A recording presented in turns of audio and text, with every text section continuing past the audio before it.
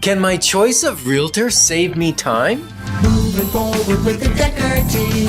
Moving forward together with the Decker team. Welcome to another episode of Life's Inside Track. We've given you free access, Ken keeps reminding me, of over 503 episodes where we share insider tips, real estate wisdom, as well as how to make house, home, and how to grow wealth through real estate. And so we're excited that we get to do that because you get access to it from home, from the office, or even on the go. So having the right realtor, does it really matter? I'm going to say it will save you time and money. Ooh. So I'm 100% right? You're actually 100% right.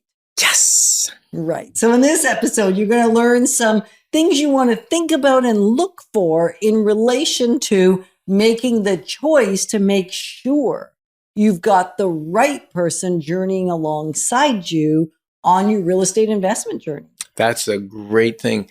And you know what? When we went to buy our first property, don't get me started. That was a nightmare. We chose the wrong, out of ignorance, we chose the wrong realtor. The realtor didn't even own his own house yet. No. And so we weren't getting the best advice on the property that we conditionally bought. Right. Fortunately, we bought it conditionally. In those days, this is 30, I think we didn't even have a kid yet. So we did not. We didn't have a kid yet. And so that's got to be 37 plus years ago.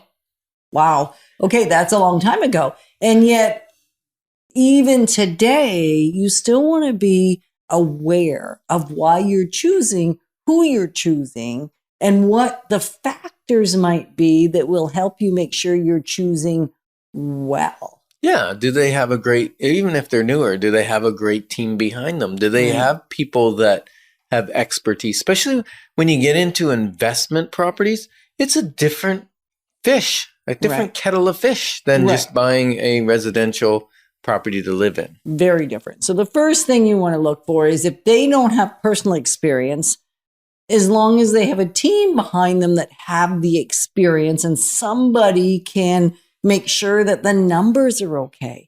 Because if you're buying your first investment property or even your second, you may not necessarily know what specifically to look for, and that you're not just looking at one set of numbers. You're not just looking at the interest rate or the rate of return or the increase in the property or the mortgage pay down or the cash flow. You're looking at all those numbers. And you're also looking at maintenance cost numbers. You're looking at what can I do to the property to change its current use or its current value. So there's maybe, I don't know, I think I just reamed off 7 or 8 things to think about in relation to numbers. And even when you think about insurance, depending on the type of property you're buying, some property is going to be more costly to insure. So it's not just a maintenance conversation.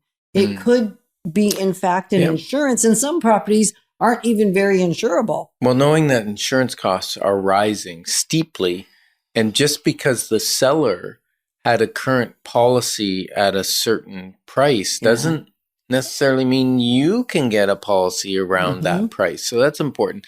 And when you talked about someone that has experience, it's not just experience helping someone buy an investment property, which is valid and important. That's helpful.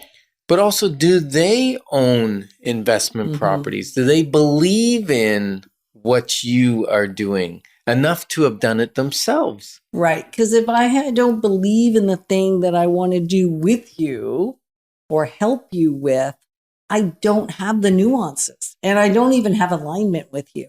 So looking for one of the factors is looking for alignment. Like, do you know this thing that you're helping me with, investing in real estate, intimately?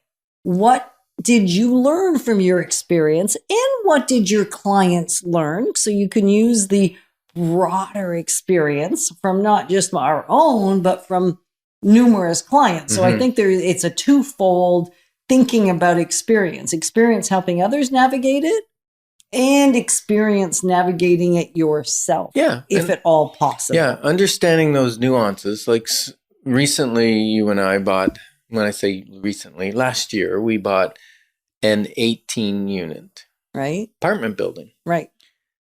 And it just barely cash flows Yeah. when we pay the maintenance and different things. But the beauty is it's so under rented that as tenants move, we will renovate and we will increase the rent significantly because we'll have a renovated apartment. And that building value will increase, but it's the long game. It's maybe 5-10 years from now that the tenancies will turn over naturally and we'll be able to increase the price or the value of the building significantly by increasing the income that it receives. Right. Absolutely. And knowing that we were still going to maintain the building, improve the building, we've added lighting, we've added proper washers and dryers, we've replaced some flooring, even where we know the rent is too low, right? Even though it's not anywhere near market rent, which devalued the property. By doing those things, you give the people that are living there more enjoyment. But even to be able to have this conversation with somebody looking to invest in real estate, because you want to talk about not only what makes financial sense, also what makes human heart sense. Yeah, It's so not important. just numbers. No, because you hear the word slumlord. A slumlord is someone that's a landlord that doesn't really want their tenant in there because they're paying too low. So they just let the maintenance go on the property to the point where at some point the tenant goes, "Oh, I don't want to live here," and they leave. But that's not what we're doing. We're keeping our building in great condition, repairing the things that need to be repaired or replacing what needs to be replaced. Even if that makes the tenants want to stay longer. Right. And that's It's a okay, conversation we had to have. Because we're in for the long game. Right. And then one of the things you want to make sure is you have a realtor that is connected. You want to have somebody that can show you and bring you properties beyond only what's on the MLS. If all we're doing is bringing the MLS, that's good. I mean, that's a good starting spot.